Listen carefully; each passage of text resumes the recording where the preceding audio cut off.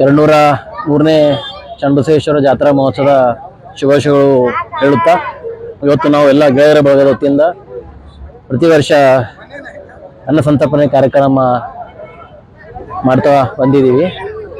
ಅದೇ ಥರ ಈ ವರ್ಷ ಕೂಡ ಅನ್ನ ಸಂತರ್ಪಣೆ ಕಾರ್ಯಕ್ರಮದಲ್ಲಿ ಇವತ್ತು ಅನ್ನದ ವ್ಯವಸ್ಥೆ ಆಗಿರ್ಬೋದು, ನೀರಿನ ವ್ಯವಸ್ಥೆ ಆಗಿರ್ಬೋದು, ಹಾಗೆ ಒಂದು ಸ್ವೀಟ್ ಹುಗ್ಗಿಯ ವ್ಯವಸ್ಥೆ ಮತ್ತು ಮಜ್ಜಿಗೆ ವ್ಯವಸ್ಥೆ ಕೂಡ ಮಾಡಿದ್ದೇವೆ.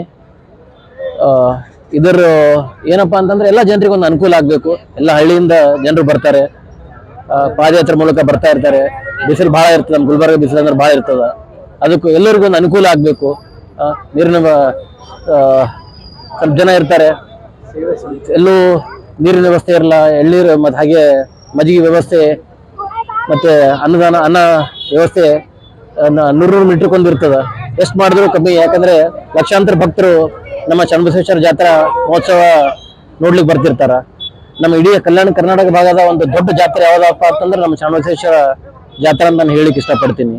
ಅದೇ ತರ ಶ್ರೀ ಚನ್ನಬಸವೇಶ್ವರನ ಆಶೀರ್ವಾದ ಇಡೀ ನಮ್ಮ ಕಲಬುರಗಿ ಜಿಲ್ಲೆ, ಕಲ್ಯಾಣ ಕರ್ನಾಟಕದ ಜನತೆ ಮೇಲೆ ಹಾಗೂ ಇಡೀ ರಾಜ್ಯದ ಜನತೆ ಮೇಲೆ ಇರಲಿ ಅಂತ ಹೇಳಿ ನನ್ನ ಮಾತಿಗೆ ವಿರಾಮ ಕೊಡ್ತೀನಿ.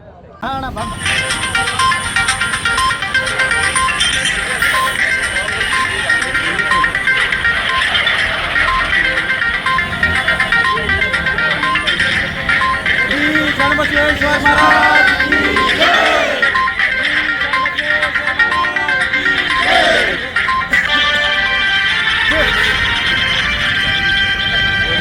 चन्नबसवेश्वर महाराज की चन्नबसवेश्वर महाराज